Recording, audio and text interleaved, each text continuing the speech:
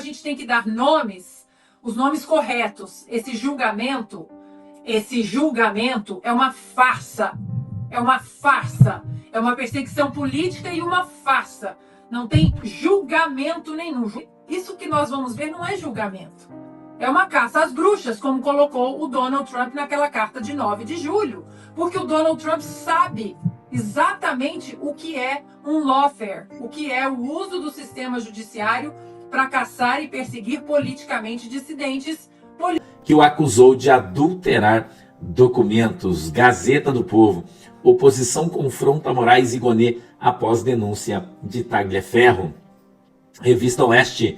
Oposição vai pedir impeachment de Gonê e proteção a Tagliaferro, que diz que se tivesse no Brasil já tinha sido morto, né? Já estava morto. Ele falou isso aí, né? Olá a todos do canal Web Mídia, sejam todos bem-vindos. Pessoal, eu gostaria de mostrar para vocês aqui, tá? Essa notícia, ou também pode ser uma palavra profética, mas observe bem o que você vai ouvir, tá? Depois eu gostaria que vocês comentassem aqui bastante, tá? Vamos comentar aí, porque nós sabemos, tá? Tudo que vem acontecendo, algo polêmico, né, que vem acontecendo no Brasil. E observe bem que muitas coisas estão começando agora a vir à tona, tá? Vamos observar e vamos analisar e depois compartilhe, tá? Compartilhe ao máximo de pessoas, porque é muito importante aqui para nós, tá bom? Vamos lá, vamos continuar aqui vendo esse vídeo. Gazeta do Povo, Quest mostra que 64% das menções nas redes sociais rejeitam o julgamento do presidente Bolsonaro. Diário do Poder, Braga Neto é inocente, advogado defende Moraes, mas vê ferida aberta se STF punir inocentes. Von Serra Oficial. Durante o julgamento de ontem, um dos advogados dos réus trouxe o caso do ex-procurador Rodrigo Janot, que teria entrado armado nas dependências institucionais e pensado em matar o ministro Gilmar Mendes. Não existe forma mais perfeita de provar que intenção não é fato consumado. Maria José Umbuzeiro, Paraíba, obrigado, Deus abençoe. Em meio à turbulência, o Centrão abandona Lula em uma coletiva de imprensa e Tagliaferro vira um enorme estorvo para manter a narrativa. A anistia ganha força, o que vemos de verdade não é mais o julgamento do Jair, é o governo e o Supremo que parecem estar no banco dos réus. Parece que as coisas estão mudando, né? Dr. Lex Despertar. Deus abençoe vocês aí, tá? Dr. Lex Despertar, essa é a página. No centro do poder, CPMI da Vaza Toga alcança 129 assinaturas no Congresso. Um movimento intenso para isso aí. Gazeta do Povo. Governador mais querido do Brasil, o governador Tarcísio. Ele tá numa foto dele mais antiga, ele tá meio magrinho, né? Ele tá, né? Você acha que quando ele corria ainda, né, governador? Tava com o TAF em dia, né? Agora já tá mais, né? Thiago, ele tá com uma carinha que não tá com o TAF em dia mais, governador, né? Tarcísio negocia anistia e Lula perde força em meio a julgamento de Bolsonaro. Space Liberdade, PT, Partido dos Trabalhadores, acusa Tarcísio de obstrução de justiça e pede apreensão do seu passaporte. O PT é uma palhaçada, né? O Partido dos Trabalhadores é uma palhaçada em cima da outra, né? Meu Deus. Von Serra Oficial, hoje 2 vezes a página dele aqui, né? Sinal da qualidade dos vossos comentários aí, Von Serra ou Von Serran, né? Oficial, não sei. Se eu estou pronunciando errado, você me perdoe aí. Enquanto havia o linchamento virtual de Tarcísio por ditos influenciadores, o mesmo trabalhava em conjunto com Bolsonaro nas articulações da anistia. Hoje, as mídias esquerdistas e até o Supremo estão abrindo fogo contra o governador pelos 350 deputados fechados com Sóstenes. Um dos assessores de um sinistro mandou um recado para Tarcísio, dizendo que se os deputados votassem a anistia, ele suspenderia as emendas impositivas em ano de eleição. Tarcísio ignorou e seguiu o planejamento. Agora, eu pergunto, os ditos influenciadores vão fazer uma meia-culpa? Claro que não, né? Vão ser, os caras fazem, acham que todo mundo é trouxa. Space Liberdade, dá uma olhada aí. Ele traz uma notícia do Metrópolis. STF vai acabar com as emendas parlamentares obrigatórias se o Congresso aprovar a anistia. Uma ameaça isso aí, né? Gazeta Brasil. Governo Lula liberou 2,2 bilhões e 200 milhões em emendas PIX para 429 parlamentares que eles julgam votar com eles, né? Space Liberdade. Querido senador Flávio Bolsonaro, rejeita a anistia meia-bomba, sugerida por Alcolumbre. Não existe anistia meia-bomba. Não tem outra alternativa a não ser uma anistia ampla, geral e restrita. Cláudio Humberto, Diário do Poder. Líderes de partidos de oposição já contam com 300 votos pró-anistia na Câmara. Roger Coelho, corretor de imóveis, perito avaliador em Curitiba, um abraço. Diniz, Rizoma Plantas Orquídeas, as melhores orquídeas em São José dos Pinhais. Obrigado, meu irmão. Marcelo Del Bianco, ozonioterapia em SBC. Obrigado, pastor. Deus abençoe você também. Dama de Ferro. Aqui tem lanchinho sim, pastor. Bora. Aí, ó, Thiago, já estamos. Vamos negociar esse voo aí, Dama de Ferro. Vamos, lanchinha é coisa boa isso aí, hein? Vamos lá. Space Liberdade, olha aí, ó. Silvio Navarro diz que Hugo Mota recebeu ordem de seu partido para pautar a anistia e afirma que ele será aprovado. Abre aspas. Sóstenes Cavalcantes já trouxe um número, ele tem 292 votos na mão e passa a anistia total e irrestrita com folga. Band de jornalismo. Querido deputado Eduardo Bolsonaro, deputado federal mais votado do estado de São Paulo. E ele diz o seguinte: redução de tarifas só vai se resolver após a aprovação da anistia em Brasília. As pessoas não entenderam ainda que o problema com os Estados Unidos é um problema político, né? Enquanto não resolver, não tem nenhum tipo de conversa. Olha essa notícia da CNN que diz assim, ó: Estados Unidos dizem aos empresários que tarifaço depende de Brasil. O que aconteceu?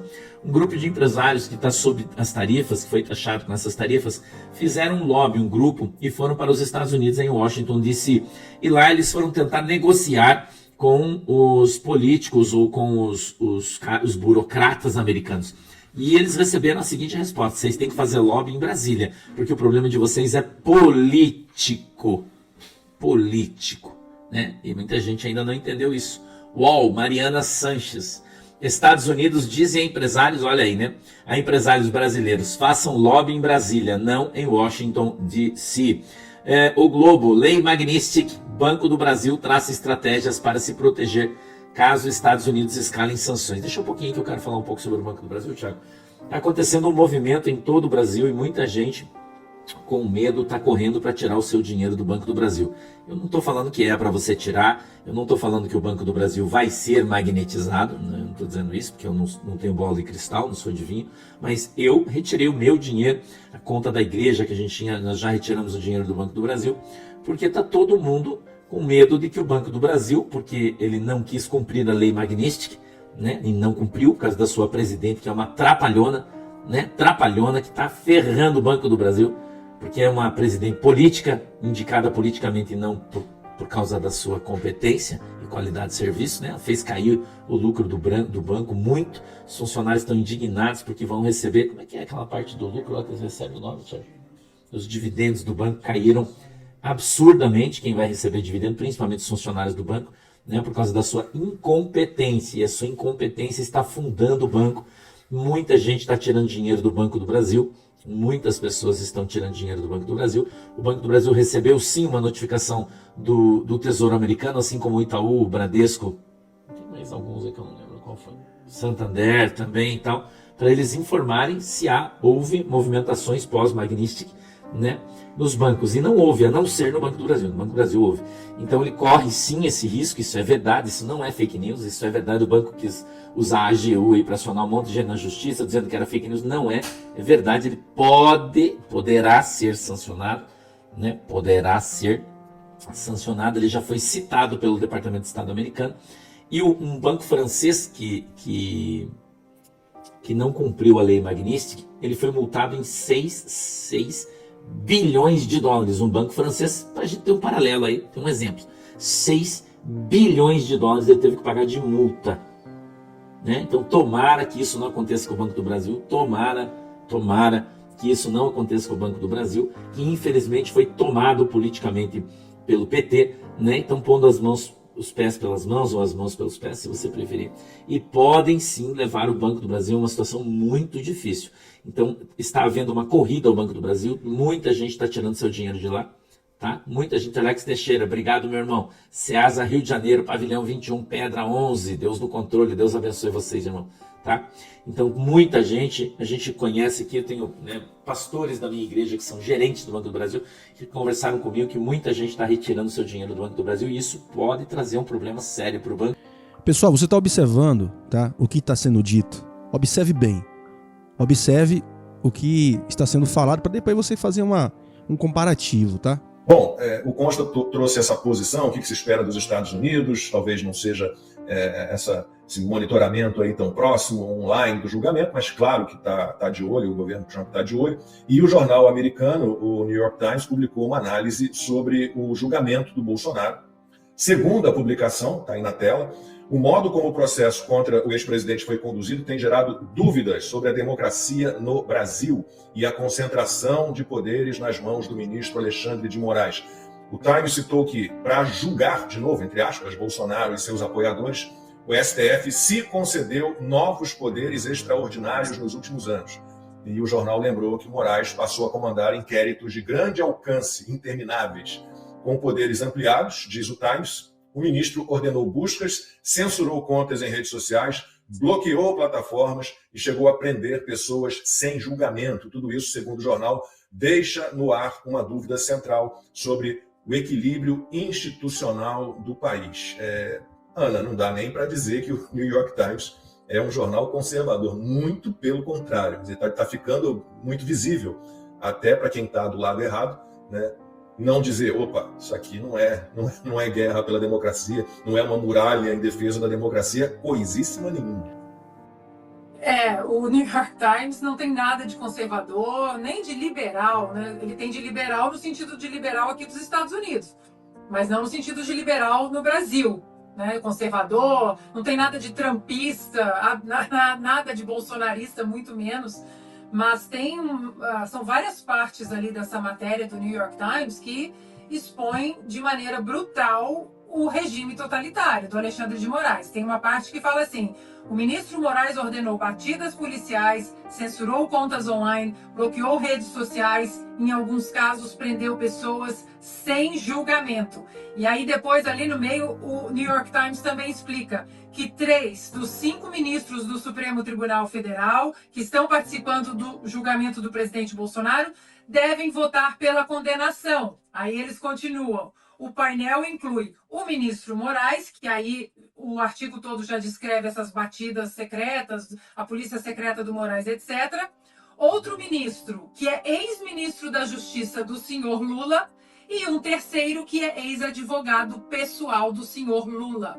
Ou seja, a fotografia ali perfeita, absolutamente perfeita do que, na verdade, o que nós estamos diante, né? Então, toda vez que nós falarmos, para mim, né, eu acho, da minha perspectiva, que nós falarmos do julgamento do presidente Bolsonaro, a gente tem que falar do julgamento, porque não é um julgamento. Nós vamos televisionar uma condenação, uma perseguição, não tem julgamento nenhum.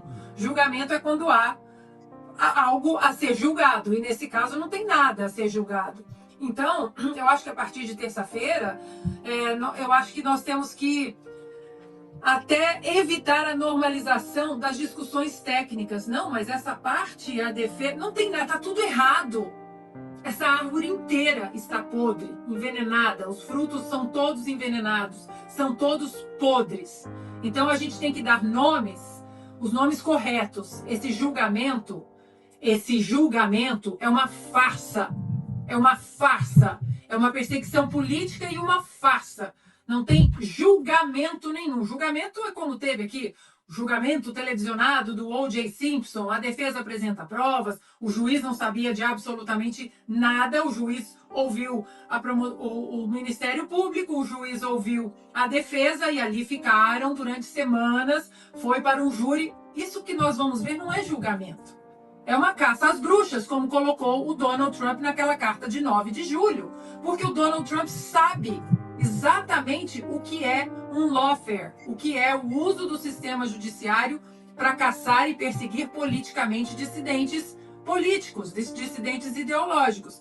Agora, eu quero só, para finalizar, Lacombe, isso que o Consta disse, né? As pessoas dizendo, eu estou cansado. Nós não temos o direito de estar cansados.